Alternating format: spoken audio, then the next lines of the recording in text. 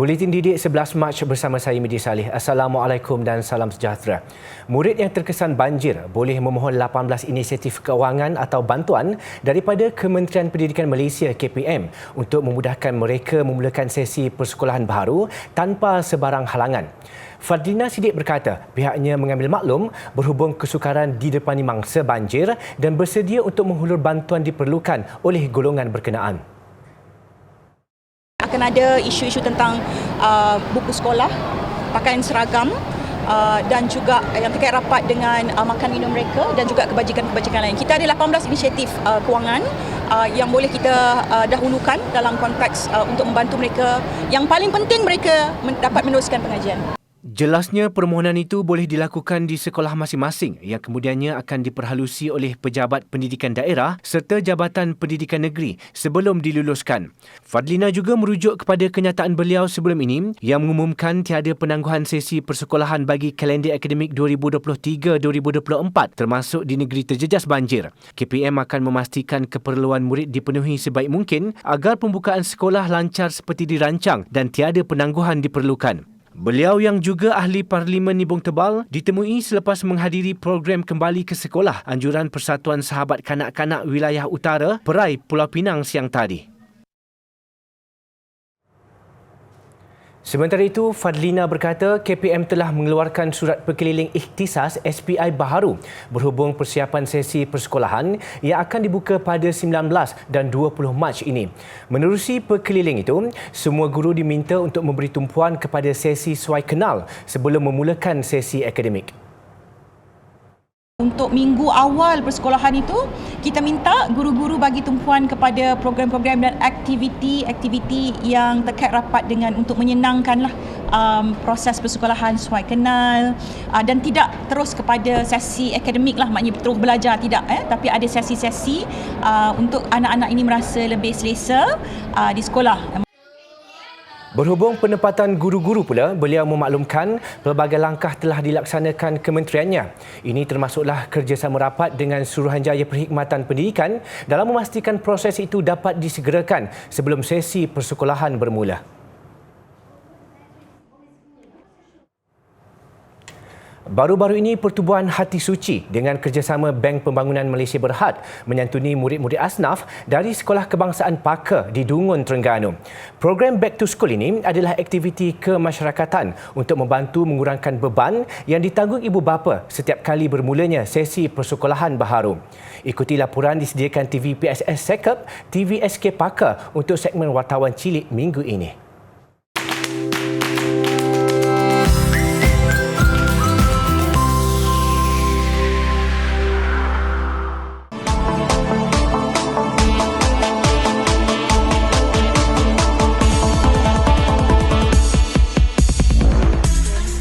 Sesi persekolahan 2023-2024 akan bermula tidak lama lagi. Sudah tentu ibu bapa maupun penjaga merupakan orang yang paling sibuk menguruskan kelengkapan persekolahan anak-anak.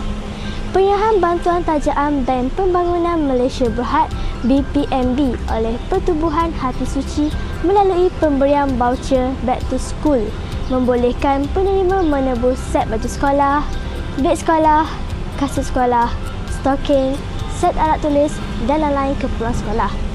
Jom bersama-sama saya, Marisa Zulaika binti Muhammad Zuhadi, wartawan Skep TV, TV PSS, SK Paka, berkongsi keseronokan anak-anak asnaf membeli Pasaraya Sakan Dungun.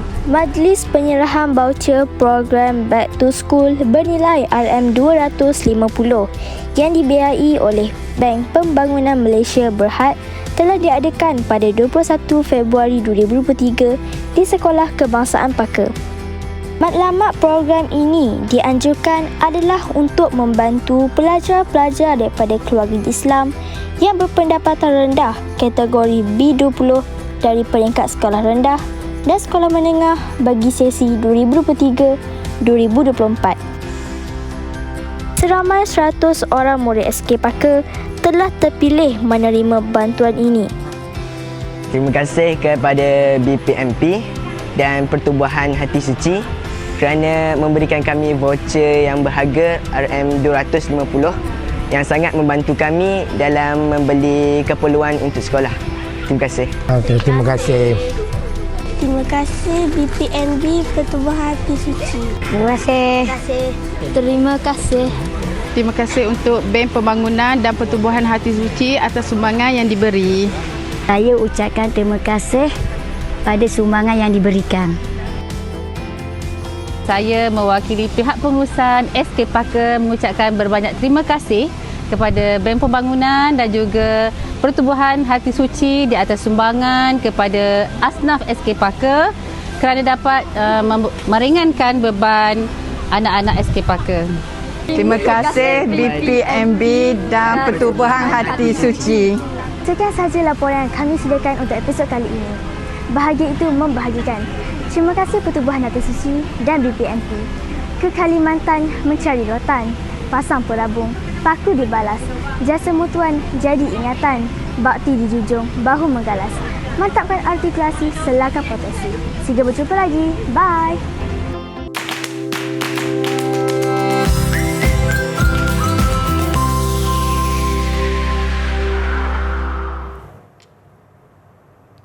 Sebanyak 81.2% daripada keseluruhan 9,507 graduan kolej vokasional tahun lalu berjaya memperoleh pekerjaan dalam pelbagai sektor industri. Menteri Pendidikan Fadlina Sidiq berkata, pencapaian itu jelas membuktikan kemahiran dimiliki graduan dalam bidang tertentu meletakkan mereka di satu tahap tinggi serta berdaya saing. Ia khususnya dalam mengisi kekosongan perjawatan di sektor swasta dan bergerak sebagai tenaga mahir peneraju industri. Saya merakamkan rasa bangga kepada semua graduan pada hari ini dan khususnya kepada Kolej Vokasional di bawah Kementerian Pendidikan Malaysia ini kerana beberapa faktor yang cukup signifikan. Pastinya kerana kebolehpasaran mereka ini hampir dijamin, ya, kalau kita dengar tadi 99.16%. Jadi maknanya mereka ini pun semua sudah dapat pekerjaan, ya. Alhamdulillah, ini bermakna bahawa kemahiran mereka ini diiktiraf dalam industri. Beliau berkata demikian selepas menyempurnakan Majlis Convocation College Vocational Kementerian Pendidikan Malaysia kali ke-7 tahun 2022 di Universiti Sains Islam Malaysia USIM nilai siang tadi. 9,507 graduan dari 81 kolej vokasional di seluruh negara memperoleh diploma masing-masing. 33 daripada mereka menerima anugerah graduan terbaik program, manakala seorang pelajar terbaik keseluruhan menerima anugerah emas Menteri Pendidikan.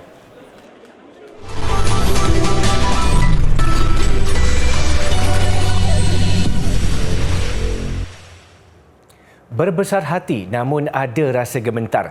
Tidak dapat dinafikan pasti perasaan bercampur baur itu dirasai golongan muda yang dipilih menjadi imam kepada jemaah yang turut dihadiri pemimpin. Bagi mahasiswa yang juga pelajar tahfiz Universiti Tenaga Nasional Unit 10, Muhammad Fazrin Muhammad Fazil, dia tidak menyangka pemilihannya sebagai imam solat Jumaat semalam turut dihadiri Perdana Menteri Datuk Seri Anwar Ibrahim. Menurut Fazrin, penghormatan itu disahut dengan kehadiran pemimpin nombor 1 negara itu semalam di Unit 10 jam 1 tengah hari untuk menikmati juadah di Medan Selera Upton berhampiran masjid. Meskipun sedikit gementar, namun dia bersyukur kerana dapat menjalankan tanggungjawab sebaik mungkin mengimamkan solat Jumaat bersama lebih 4,000 jemaah. Alhamdulillah banyak-banyak sebab Allah beri peluang untuk menjadi imam kepada Perdana Menteri.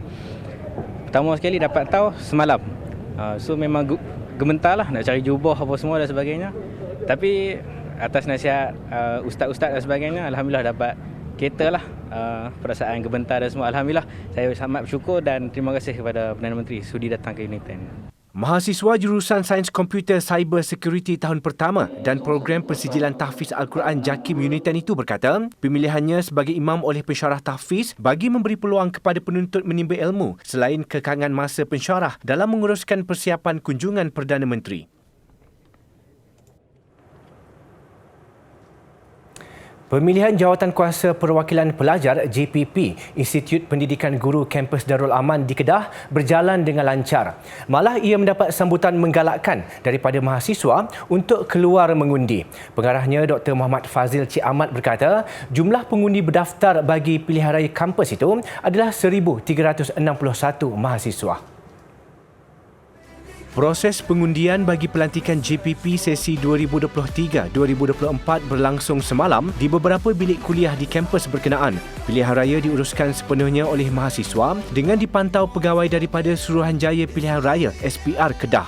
Pihak SPR turut membantu dari segi peralatan dan keperluan mengundi seperti kotak pengundian dan dakwat selain pemberian awal kursus pendidikan mengundi kepada mahasiswa terlibat.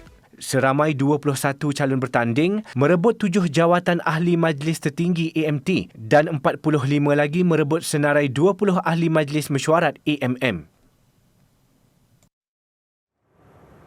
Kekurangan pada fizikal bukan penghalang untuk seseorang individu itu berjaya dan menggapai cita-cita. Perkara itu dibuktikan oleh Farah Wahidah Wahid, tukang jahit orang kurang upaya yang kini sudah memiliki kilang jahitannya sendiri. Kegigihan wanita berusia 40 tahun ini mengisi segmen Kerjaya untuk minggu ini. Ibu tunggal kepada 3 orang anak ini dahulunya bekerja sebagai kerani sebuah firma guaman di ibu negara. Ekoran kecederaan pada saraf tunjang selepas melahirkan anak ketiga, Farah Wahidah terpaksa berhenti kerja dan menceburi bidang jahitan dengan memulakannya secara kecil-kecilan di rumah.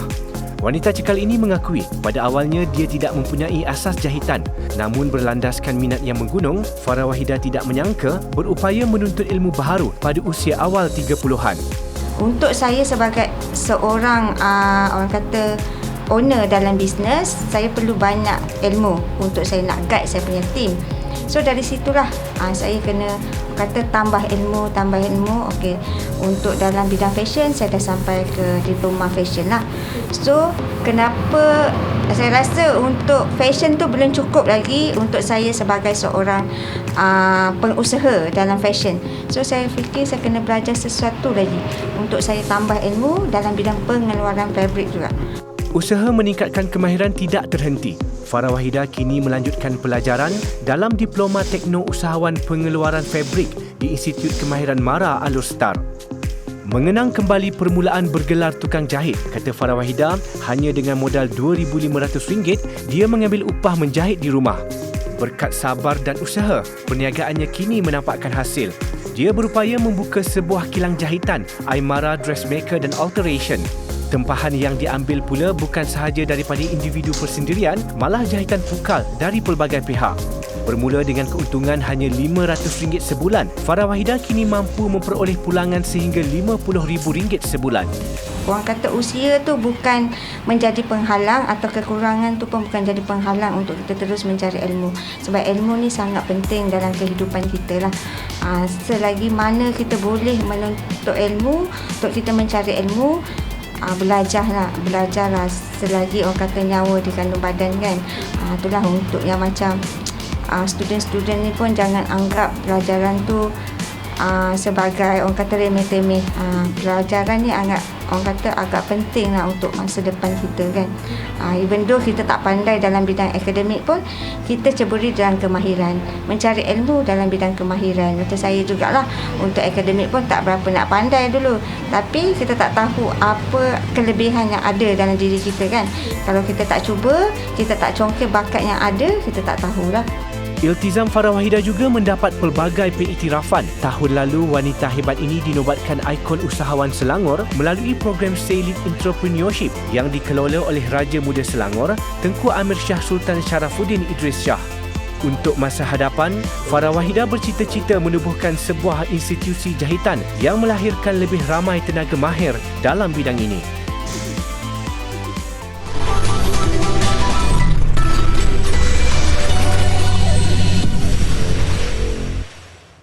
Bertemu kembali. Kempen Skuad Didik Duit Now Gen E-Duit melabuhkan tirainya hari ini dengan berlangsungnya bengkel wartawan penyiaran cilik kewangan di Sri Pentas Bandar Utama. Seramai 30 finalis terbaik dipilih, diberi pendedahan untuk menyelami pengalaman sebagai wartawan penyiaran muda.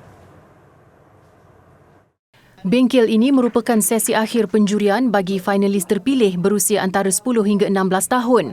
Bagi musim kedua, bengkel wartawan penyiaran celik keuangan, anjuran PayNet dan Didik TV KPM ini menampilkan 4 sesi dengan topik berlainan bersama mentor-mentor yang berkaliber dalam bidang masing-masing.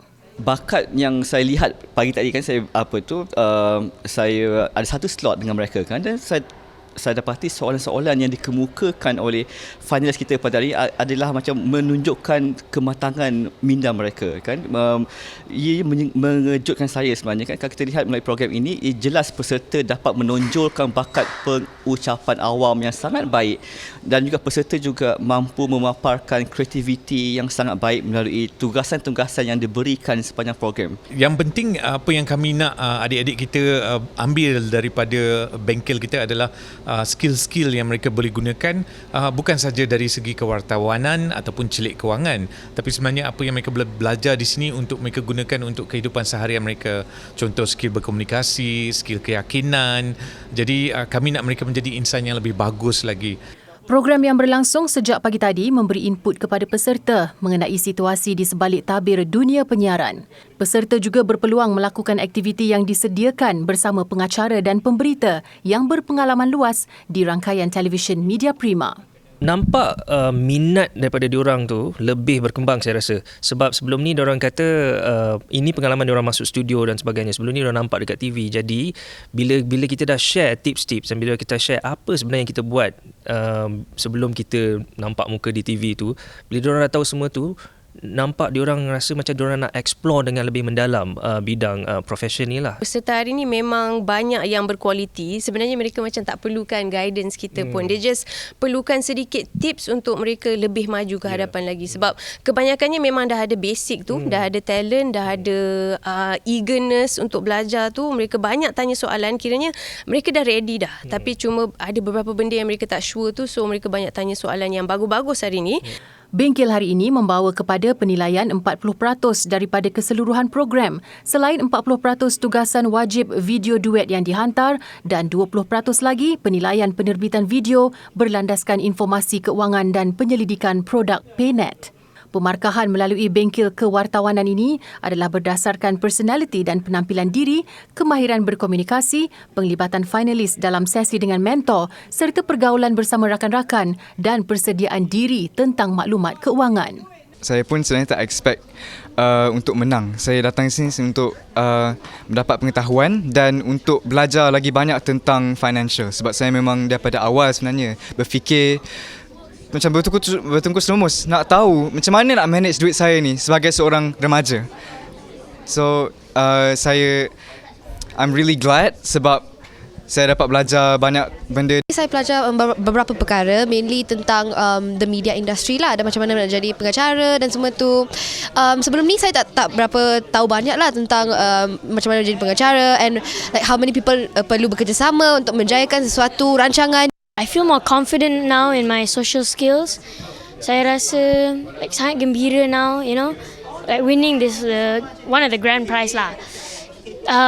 Out of these 30 people, like there were so many people taking notes and all. I actually didn't think I would win like anything. So Johan membawa pulang wang e-tunai berjumlah RM2,000, manakala Naib Johan memenangi RM1,000 dan tempat ketiga menerima e-tunai RM500. Peserta yang tidak berjaya juga menerima e-tunai RM200 setiap seorang. Kesemua finalis turut menerima sijil penyertaan beserta barangan eksklusif dari skuad didik Duit Now Gen E-Duit.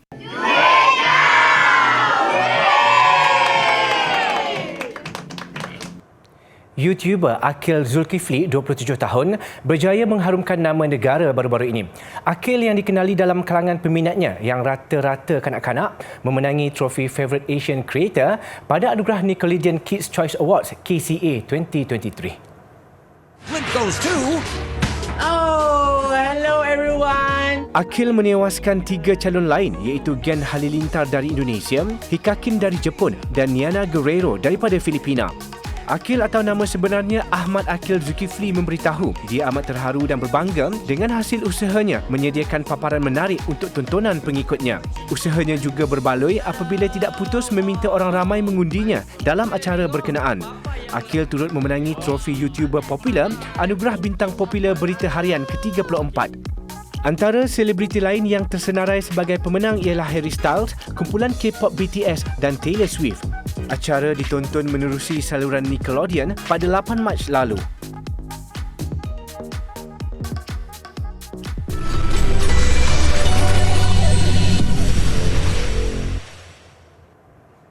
Sukan.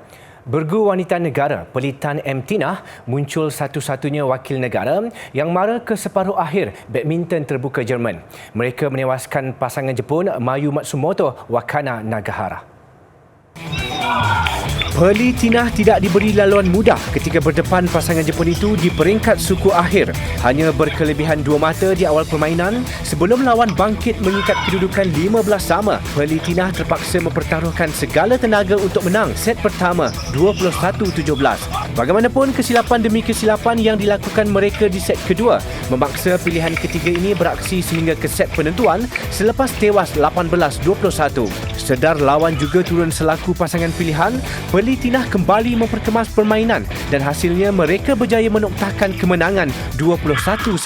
Aksi kira-kira sejam ini bukan sahaja melayakkan mereka ke separuh akhir tetapi juga melebarkan rekod 2 kemenangan ke atas lawan dari Jepun itu.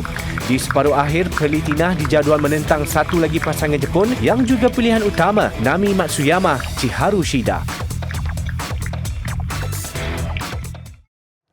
Piala MFL 2023. Tumpuan pastinya terarah kepada Terengganu FC 2 yang kembali merampas gelaran pendahulu kumpulan A daripada PDRM FC apabila mencatat kemenangan kedua berturut-turut menewaskan Penang FC 2-0. Beraksi di Stadium Sultan Ismail Nasiruddin Shah Kuala Terengganu, TFC 2 tidak melepaskan peluang ketika turun menentang Penang FC pada aksi kedua kumpulan A. Bagaimanapun, tuan rumah terpaksa menunggu sehingga minit ke-41 untuk menyingkap gol pembukaan hasil penyudah Muhammad Syahmi Zamri. Bersambung babak kedua, Penang hampir menyamakan kedudukan pada minit ke-57. Namun percubaan Muhammad Hazwan Hassan sekadar menggegar palang TFC 2. Ketika pelawat leka menggasak, Muhammad Muslihuddin Atiq Mat Zaid terus menceriakan penyokong tuan rumah apabila menjaringkan gol kedua minit ke-77. Tiada lagi gol menyusul. TFC 2 kendalian Hairuddin Omar cemerlang mencatat kemenangan kedua berturut-turut dalam aksi kumpulan A sekaligus kembali ke kedudukan teratas dengan 6 mata. Manakala Penang bimbingan Akmal Rizal Ahmad Rakli jatuh ke tangga tercorot tanpa sebarang mata.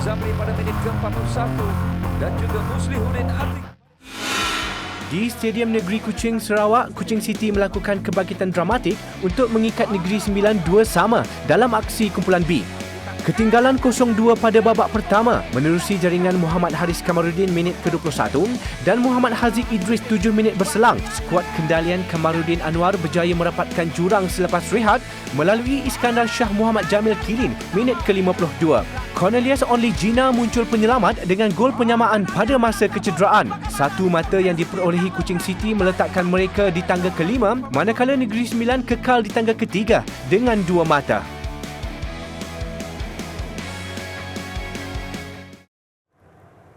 Sedutan filem aksi komedi fantasi Dungeons and Dragons Honor Among Thieves mengakhiri buletin didik hari ini. Adaptasi permainan terkenal itu mengisahkan pengembaraan sekumpulan pencuri. Saya Midi Saleh, salam hormat dan insya-Allah kita jumpa lagi. Here's the thing. We're a team of thieves. And when you do this, you're bound to make enemies. Sometimes those enemies come looking for revenge.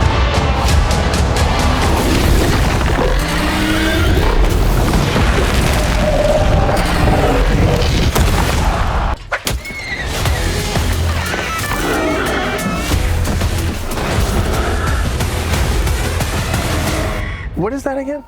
It's an owl bear.